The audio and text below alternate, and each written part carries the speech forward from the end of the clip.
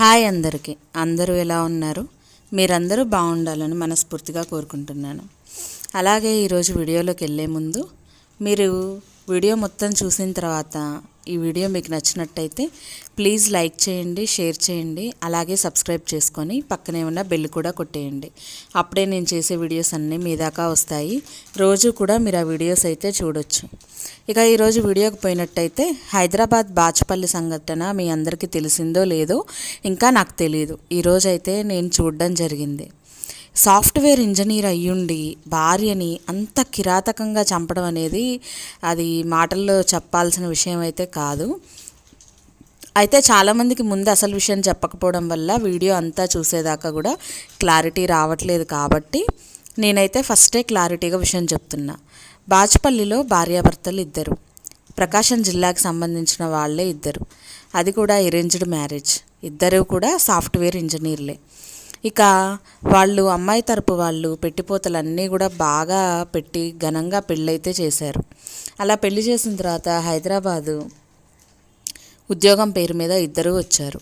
ఇక పెళ్ళైన తర్వాత కొన్ని రోజుల వరకు చాలా బాగున్నారు. అయితే ఆ జంట మీరు తమ్నైల్లో చూసుంటారు. చాలా చూడముచ్చటగా ఉండేవాళ్ళు. భర్త మామూలు చామంచాయి ఉన్న భార్య మంచిగా ఉండేది. లక్ష్మీదేవే మనిషి రూపంలో వస్తే ఎలా ఉంటుందో అలా ఉంది. చక్కగా రూపవతి, గుణవతి, మంచిగా చదువుకుంది, ఉద్యోగం చేస్తుంది, సంపాదిస్తుంది. ఇక ఇద్దరి సంపాదనతో వాళ్ళ జీవితం 3 పువ్వులు 6 కాయల్లాగా ఉంటుంది అని చెప్పి తల్లిదండ్రులు అందరూ కూడా ఆలోచించి మంచిగా పెళ్లి చేశారు. పెళ్లి చేసుకొని వచ్చిన కొన్ని రోజులకే అతని విశ్వరూపం, అతని సైకోయిజం భార్య మీద చూపించడం మొదలుపెట్టాడు.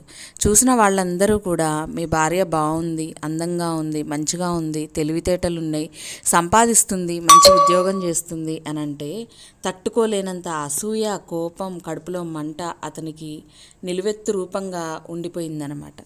అలా ఆలోచించి విన్నా కొద్దీ అతని సైకోయిజం ఎవరి మీద చూపించాలో కూడా అర్థం కాక భార్యనే బలి తీసుకోవాలి అని అనుకున్నాడు. ఇక మొదలుపెట్టాడు. సాధారణంగా ఉన్న వరకట్నంపై వేధింపుల్లాగా నాకు ఇంకా మీరిచ్చిన డబ్బు సరిపోలేదు, ఆ డబ్బు తీసుకొనిరా అని భార్యని విపరీతంగా వేధించేవాడు. ఇన్ని వేదనలు తట్టుకొని కూడా ఆమె తల్లిదండ్రులకు ఏమీ చెప్పకుండా భరించేది. ఇక కొన్ని రోజుల తర్వాత ఆమె ప్రెగ్నెంట్ అయ్యింది. అలా ప్రెగ్నెంట్ అయ్యాక వీళ్ళ భార్య నుంచి తప్పించుకోవచ్చులే అనుకొని ఇక నేను మా ఇంటికి పోతాను, రెస్ట్ తీసుకుంటాను, కడుపుతో ఉన్నాను అని చెప్పి వెళ్ళిపోతుంది. ఇంకా అలా అక్కడికి వెళ్ళిన తర్వాత ఒక పండంటి బాబు పుడతాడు వాళ్ళకి. పుట్టిన కొన్ని రోజులకి ఇలా ఇబ్బంది పెడుతున్నాడు అన్న విషయం ఆమె వాళ్ళ తల్లిదండ్రులకు చెప్తుంది. అది విన్న తల్లిదండ్రులు మీ ఇద్దరు విడాకులు తీసుకోండి, ఇంతలా చదువుకున్న నిన్ను ఇబ్బంది పెట్టాడంటే అతను నిన్ను వదలడు, నువ్వు అతని మాట వినొద్దు, వెళ్ళొద్దు, విడాకులు తీసుకో అని తల్లిదండ్రులు చెప్పడం జరిగింది. సరే తీసుకుందాం అనేలోపు ఆ భర్త రానే వచ్చాడు. తన బిడ్డను చూడాల్సిన వంకతో వస్తూ పోతూ నేను మారాను, ఇంతకు ముందులాగా లేను, మా అమ్మ కూడా మొన్న ఈ మధ్యనే చనిపోయింది, నేను మా నాన్నే ఉంటున్నాము, ఇక నేను నిజంగా మారాను, నేను నిన్ను ఎటువంటి వేధింపులు గొడవలు ఏవీ చేయను, నువ్వు నాతో పాటు రా అని నమ్మించడం మొదలుపెట్టాడు. పాపం నమ్మిన ఆ అమ్మాయి వాళ్ళ తల్లిదండ్రులు చెప్పిన మాట కూడా వినకుండా సరే నా భర్త మారితే చాలు అని అనుకొని ఒక మంచి మనసుతో ఆ బిడ్డను తీసుకొని తన ఇంటికైతే తాను వచ్చేసింది. తను వచ్చిన తర్వాత కొన్ని రోజులు మళ్ళీ మొదట్లాగానే బాగానే ఉండేవాడు. ఇక ఆ తర్వాత మళ్ళీ నరకం చూపించడం మొదలుపెట్టాడు. ఈసారి నరకం ఎలాగంటే నీకు వాళ్ళతో సంబంధాలు ఉన్నాయి, వీళ్ళతో సంబంధం ఉంది, నువ్వు అలా తిరిగిపోతూ ఇలా తిరిగిపోతూ అని అనరాని మాటలన్నీ కూడా అంటూ ఆమెను వేధించడం మొదలుపెట్టాడు. ఇక ఆ వేధింపుల్లో భాగంగా ఒకరోజు వాళ్ళిద్దరి మధ్య చాలా గొడవైంది. ఆ గొడవ అయిన తర్వాత ఇక దగ్గర ఉన్న సుత్తితోటి ఆమె తల మీద కొట్టాడు. అలా కొట్టేసరికి పాపం ఆ అమ్మాయి అక్కడే పడిపోయింది. అప్పటికే 18 నెలల పిల్లగాడు. ఆ పిల్లగాడు చూస్తూ ఉండగానే తన తల్లిని తండ్రి ఆ రకంగా తల మీద సుత్తితో బాది చంపేసి అలా ఇబ్బంది పడుతున్న ఆమెని మళ్ళీ కత్తి తీసుకొని పొడిచాడు. ఇక ఎంత కత్తి తీసుకొని పొడిచినా పాపం ఆమె చనిపోయేసరికి ఆమెని ఎలా మాయం చెయ్యాలో అర్థం కాక ఇవి న్యూస్ ఛానళ్ళలో చూస్తూ ఉంటారుగా, ముక్కలు ముక్కలుగా నరికి సూట్ కేసులు వేసుకొని పడేసి వస్తున్నారని, సరే ఆ రకంగా ప్రయత్నిద్దామని చెప్పి ఈ దరిద్రుడు, ఈ వెధవ ఆమె కాలైతే నరికాడు. అలా నరికేసరికి ఆ కత్తి విరిగిపోయింది. ఎందుకంటే మనిషిని అలా నరకడం అంత ఈజీ అయిన పనేం కాదు. సరే, ఆ ప్రయత్నం ఫెయిల్ అవుతుంది అని చెప్పి, ఎలాగా ఫెయిల్ అయిందని చెప్పి ఇంకొక పథకం ఆలోచించాడు. ఎలాగంటే పేలుడు ప్రమాదంలో భాగంగా ఆమె చనిపోయిందనే విషయం జనాలకు తెలవాలి అని ఆలోచించుకున్నాడు. అన్నదే తడువుగా 2 గ్యాస్ సిలిండర్లు పైపులు లీక్ చేసి కరెంటు బోర్డుకున్న ప్లగ్ని బయటికి తీసి ఆ ప్లగ్ విడదీసి దానిలో ఉన్న వైర్లని ఆ ప్లగ్ లోపల డైరెక్ట్గా పెట్టాడు.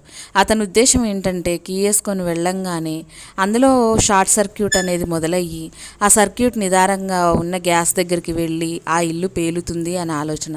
అయితే ఇలాంటి సైకోగాడు ఏ ఇంట్లో అయితే ఉంటాడో అలాంటి ఇల్లు కనుక ఒక అపార్ట్మెంట్లో ఉన్నట్టయితే ఆ అపార్ట్మెంట్ మొత్తం బ్లాస్ట్ అవుతుంది కదా. కానీ ఆ దరిద్రుడు ఇలాంటి అపార్ట్మెంట్లో లేకపోవడమే అదృష్టం అని ఫీల్ అవ్వాలి. ఇంకా అలా పెట్టేసి వెళ్ళిపోయాడు బయటికి. ఇక తన ఫ్రెండ్ దగ్గరికి వెళ్ళాడు. అలా ఫ్రెండ్ దగ్గరికి వెళ్ళి కాసేపు ఆలోచించుకొని ఆ తర్వాత జరిగిన విషయం చెప్పి, నేను చచ్చిపోతాను, నా వల్ల కావట్లేదని కత్తితో చచ్చిపోయేంత ప్రమాదకరంగా కాకుండా తప్పించుకునేంత ఈజీగా పొడుచుకున్నాడు. ఎందుకంటే పశ్చాత్తాపంతో ఇతను ఇలా చేశాడు అని అందరినీ నమ్మించి తను బతికిపోదాము అని అనుకున్నాడు. అలా కానీ ఇతని గుంటనక్క వేషాలు తెలియని ఫ్రెండ్ వాళ్ళ అంబులెన్స్లకు ఫోన్ చేసి అలాగనే పోలీసులకి ఫోన్ చేసి విషయం చెప్పడం జరిగింది. అయితే అప్పటికి చుట్టుపక్కల ఆ ఇంటి లోపల గ్యాస్ వాసన వస్తూ ఉంటుంది కదా. ఒక సిలిండర్ కాదు, 2 గ్యాస్ సిలిండర్లు ఓపెన్ చేసి వెళ్ళడం వల్ల ఎక్కువగా గ్యాస్ వాసన రావడం వల్ల చుట్టుపక్కల ఉండే వాళ్ళందరూ కూడా 100కి డయల్ చేసి ఇక్కడ గ్యాస్ వాసన వస్తుంది అని కంప్లైంట్ చేయడం జరిగింది. వెంటనే పోలీసులు అందరూ కూడా అటువైపు రంగంలోకి దిగారు. కొంతమంది ఆ ఇంటికి వెళ్ళి ఆ ఇంటికి ఉన్న తలుపుకున్న తాళాలు అవన్నీ బద్దలు కొట్టేసి లోపలికి వెళ్ళి చూస్తే ఈమె కాలు నరికి పక్కన పడేసింది. అలాగనే అతను ఎంత కిరాతకంగా చంపాడో అన్ని గుర్తులు ఆమె ఒంటి మీద కనిపిస్తూనే ఉన్నాయి. ఇక గబగబా వెళ్ళి అందరూ కిటికీలు అన్నీ కూడా ఓపెన్ చేసి గ్యాస్ని ఆఫ్ చేయడం జరిగింది. ఇంకా ఇటుపక్క చూస్తే ఇతన్ని హాస్పిటల్కి వాళ్ళ ఫ్రెండ్ తీసుకెళ్ళడం జరిగింది. హాస్పిటల్ లోపల అప్పటికే పోలీసులు డాక్టర్లు అందరూ కూడా అక్కడికి వెళ్ళి అతన్ని సేవ్ చేసి అక్కడ జరిగిన విషయాన్ని అతని ఫ్రెండ్ ద్వారా తెలుసుకోవడం జరిగింది. అలా తెలుసుకున్న తర్వాత ఇప్పటికీ 20 రోజులైంది ఈ విషయం జరిగి. కానీ ఈరోజు మాత్రమే ఈ విషయం బయటికి వచ్చింది. ఎందుకని ఇంత లేట్ అయింది అని అక్కడున్న వారిని అడిగితే 20 రోజులు ఎలక్షన్స్ ఉన్నాయి కదా, దానివల్ల ఏ సమస్యలు బయటికి రాలేదని చెప్పారు.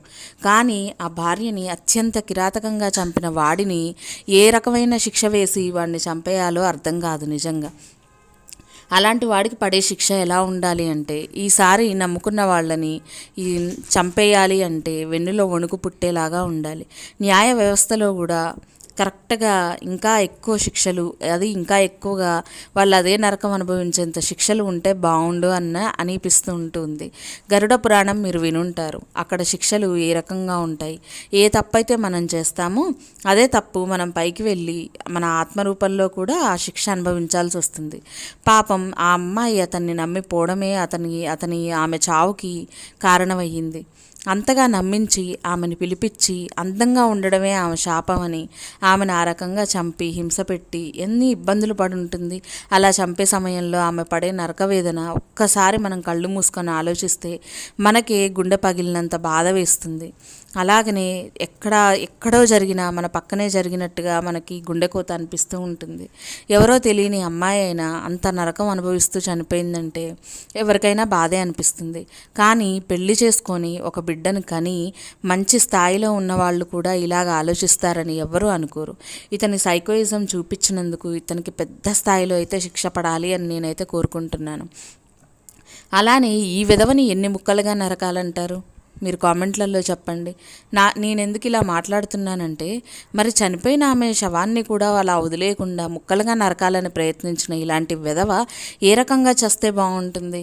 చావులో కూడా భయంకరమైన తెలివితేటలు ఉపయోగించిన ఇలాంటి సన్నాసి, దగుల్బాజీ, నికృష్టుడు, నీచుడు, చండాలుడు, దరిద్రుడు, పనికిమాలిన విధవ, గుంటనక్క, ఇంకా ఎన్ని పేర్లు ఉన్నాయో ఎన్ని తిట్లు ఉన్నాయో నాకు తెలియదు. అన్ని తిట్లు తిట్టినా కానీ వీడికి తక్కువే అని అనిపిస్తూ ఉంటుంది. ఎందుకంటే అంత నీచంగా అంత ఇబ్బందులు పడేలాగా ఒక ఆడ మనిషిని చంపాడు, అది కూడా నమ్మకంగా ఉన్న వాళ్ళని చంపాడు అంటే అలాంటి వెధవకి ఎలాంటి శిక్షలు వేసినా కానీ అవి తక్కువే అని అంటాను నేను. అలాంటి వెధవని ఊరికనే చూస్తూ కూడా ఉండకూడదు. రేపు సమాజం నుంచి కూడా అలాంటి వెధవని వెలివేయాలి. ముందు ఇలాంటి సైకో వాళ్ళకి నిజంగా సైకోయిజం అంటే ఏందో చూపించాలి. వాడు బతుకుండంగానే వాడు ఒక్కొక్క వేలు కట్ చేస్తే వాడికి ఆ నొప్పి అర్థమవుతుంది. చక్కగా ఉందని, అందంగా ఉందని 10 మంది మెచ్చుకుంటున్నారని భార్య మీద అసూయతో కోపంతో రగిలిపోయి ఆమెని బతికినంత కాలము హింసించి చనిపోయేటప్పుడు కూడా ఆమెను హింసిస్తూ చనిపోయిన తర్వాత కూడా ఆమె శవం అందరూ బాంబు పేలుళ్ళలో పేలింది అని అనుకోవడానికి ఆమె శవాన్ని కూడా ఎంత ఇబ్బంది పెట్టాడంటే, ఇలాంటి దరిద్రుణ్ణి కన్న తల్లిదండ్రుల్ని వాళ్ళని ఏమనాలో మరి, వాళ్ళు ఇలాంటి దరిద్రుణ్ణి మరి ఎలాగా పెంచారో, ఇలాంటి ఇలాంటి ప్రవర్తిస్తున్నప్పుడు మరి అడ్డుపడకుండా ఎలా ఉన్నారో నాకు అర్థమైతే కావట్లేదు. నిజంగండి ఈరోజు ఆ ఇల్లాలి తల్లిదండ్రుల బాధ అయితే ఆవేదన వర్ణనాతీతం. ఎందుకంటే అంతలా ఒక అమ్మాయిని కని చదివిచ్చి ఆ అమ్మాయిని మంచి ప్రయోజనాలని చేసి ఉద్యోగం వచ్చిన తర్వాత చక్కగా ఒక పెళ్లి చేసి పంపించి పిల్లాన్ని కని ఈ రోజున తన బిడ్డ అంతలా ఇబ్బంది పడుతూ చనిపోయింది అంటే ఇక వాళ్ళ గుండెకోత ఎంత ఉంటుందంటారు? విన్న మనకే తరగని గుండెకోత అయితే మరి ఆ తల్లిదండ్రులకి ఎంత గుండెకోత అయితే ఉంటుంది. ఇలాంటి వెధవలు బయటికి తీసుకొచ్చి వాడి మొహాన్ని అందరికీ చూపించి వాడికి జీవితంలో తలెత్తుకోలేక ప్రతి చిన్న పిల్లగాడి దగ్గరికి వెళ్ళినా వాడు తలెత్తుకొని చూడలేనంత అవమానంతో వాడు కుంగిపోయేలాగా వాడికి శిక్ష ఉంటే బాగుండు. నిజంగా వాడికి కూడా ఒక చెయ్యి ఒక కాలు లేకపోతే బతికి ఉన్నంత కాలం కూడా ఎలాంటి అవస్థలు ఉంటాయి, ఎలా బతుకుతాము అనేది తెలిస్తే బాగుండు అని అనిపిస్తూ ఉంటుంది నాకు. అంత శిక్షలు మన దాంట్లో అయితే ఉండవు కదా, కానీ వాడు ఖచ్చితంగా అనుభవించే తీరుతాడు. ఎందుకంటే మనందరం ఎవరము శిక్షలు వేయడానికి కూడా పైన భగవంతుడు అనేవాడు ఉన్నాడు. ఆ భగవంతుడు మాత్రం వీడిని వదలడు. వీడు ఎన్ని జన్మల పాపం చేశాడంటే ఇప్పుడు దాదాపు ఒక 100 జన్మలు వాడు మంచిగా బతికినా, వాడు కుక్క సావు సచ్చినా, 100 జన్మలు ఎత్తినా ఈ పాపాన్ని మాత్రం వాడు తీర్చుకోలేడు. ఎందుకంటే ఏ పాపం చెయ్యని ఇల్లాల్ని చంపడం అంతకంటే ఘోరం ఇంకొకటి ఉండదు. అది కూడా కన్న కొడుకు చూస్తూ ఉంటే, ఆ పిల్లగాడు నడుస్తూ అక్కడ కూర్చొని చూస్తూ ఉంటే, ఏడుస్తూ ఉంటే, తన తల్లిని ఇంతలా కిరాతకంగా చంపుతూ ఉంటే ఆ చిన్న పిల్లగాడే ఈరోజు సాక్షి. ఆ పిల్లగాడికి ఏం తెలుసు? అంత 19 నెలల పిల్లగాడు, ఆ పిల్లగాడు ఏం చేయగలుగుతాడు? ఇంకా అదృష్టం ఏమిటంటే వాడి సైకోయిజం ఆ భార్య దాకే ఆగింది, ఇంకా ఆ పిల్లాడి మీదకి చూయించలేదు. అది ఆ పిల్లాడి అదృష్టమనే అనుకోవాలి. ఎందుకంటే ఇలాంటి సైకో ఎదవలు భార్య దాకే కాదు మిగతా అందరి దాకా వస్తూ ఉంటారు. సో ఇలాంటి వెధవల్ని ఎలాంటి పనిష్మెంట్లతో పనిష్ చేయాలో మీకేమైనా అనిపిస్తే కామెంట్ బాక్స్లో అయితే కామెంట్ చేయండి. నాకైతే శిక్ష ఒక్కటి వాడికి పనిష్మెంట్ అని నేనైతే అనుకోను. వాడు ఎంతలా ఇబ్బంది పడాలి అంటే ఆమె చనిపోయేటప్పుడు ఎంతలా ఇబ్బంది పడ్డదో వాడు బతికినంత కాలం కూడా అలాంటి ఇబ్బంది పడితేనే వాడు కరెక్ట్గా శిక్ష అయితే అనుభవించినట్టు అనేది నా ఫీలింగ్. సో వీడియో అయితే ఇదేనండి. బాచుపల్లిలో జరిగిన ఈ సంఘటన విన్న తర్వాత నాకైతే కడుపు తరుక్కుపోయింది, మాట్లాడాలి అనిపించింది, మన వైపు నుంచి గొంతెత్తి ముందుకొద్దాము అనిపించింది. అందుకు మాత్రమే ఈ వీడియో తీశాను. నిజంగా ఈ వీడియోలో నేను చెప్పిన దానికి మీరు కూడా కరెక్టే అని అనుకుంటే మీరు ఏమీ చేయొద్దండి, నా కోసం ఈ వీడియోకి ఒక చిన్న లైక్ చేయండి. అలా అయితే నా వీడియో అందరి దాకా వెళ్తుంది. మనం అందరం ఒక్కళ్ళం కూడా ఏమీ సాధించలేం. ఒకళ్ళకి ఒకళ్ళుగా కొంతమంది ఫామ్ అయినట్టయితే నీతి వైపు, న్యాయం వైపు ఒక అడుగు ముందుకేసిన వాళ్ళం అవుతాం, పోరాటానికి ఒక అడుగు ముందుకు వేసిన వాళ్ళం అవుతాం. సో అందుకని మీరిచ్చే ఒక చిన్న లైకు మన సభ్యుల్ని ఇంకా పెంచడానికి దోహదపడుతుంది. దయచేసి నచ్చితే మాత్రం ఒక చిన్న లైక్ చేయండి, అలాగనే సబ్స్క్రైబ్ చేసుకోండి. పక్కనే ఉన్న బెల్ కూడా యాక్టివేట్ చేసుకుంటే రోజు నేను చేసే వీడియో నోటిఫికేషన్స్ మీ దాకా వస్తాయి. అయితే నా పోరాటం ఇలాంటి సైకో వెధవల మీదే కాకుండా ఎక్కడ తప్పు జరిగినా ఆ తప్పును ఎత్తి చూపించడంలో అయితే నేను కూడా ఉంటాను తప్పకుండా. అలాగనే మీ అందరికీ ఇంట్రెస్ట్ ఉండడం కోసం గోస్ట్ స్టోరీస్ అయితే చెప్తూ ఉన్నాను. సో అవి కూడా వినండి. అవి జస్ట్ స్టోరీస్ మాత్రమే అండి, చాలామందికి హంటెడ్ స్టోరీస్ అంటే చాలా ఇష్టంగా ఉంటుంది. సో అందుకని నా వంతు ప్రయత్నంగా నాకు అనిపించింది మీ అందరితో షేర్ చేసుకోవడానికి నేను హంటెడ్ స్టోరీస్ కూడా చెప్తున్నాను. సో ఖచ్చితంగా ఒకరోజు హాంటెడ్ స్టోరీ ఒకటి ఉంటుంది. ఇలాంటిది ఏదైనా నా మనసుకు బాధ అనిపించినప్పుడు ఆ బాధని మీ అందరితో పంచుకోవడానికి ఇలా వీడియో రూపంలో కూడా ఇలాంటి వీడియోస్ అయితే వస్తూనే ఉంటాయి. ఇకపోతే ఈరోజు వీడియో ఇంతేనండి. ఇక సెలవు. మీ అందరూ కూడా ఇంతసేపు ఓపికగా చూసినందుకు మీ అందరికీ కూడా ధన్యవాదాలు. మళ్ళీ రేపటి వీడియోతో మీ అందరి ముందుకు వస్తాను తప్పకుండా. మీరు గనక వెంటనే వీడియో ఆన్ చేయాలంటే సబ్స్క్రైబ్ చేసుకోండి. Thank you so much for watching. మళ్ళీ వీడియోతో మీ ముందుకు వచ్చేస్తాను. బాయ్.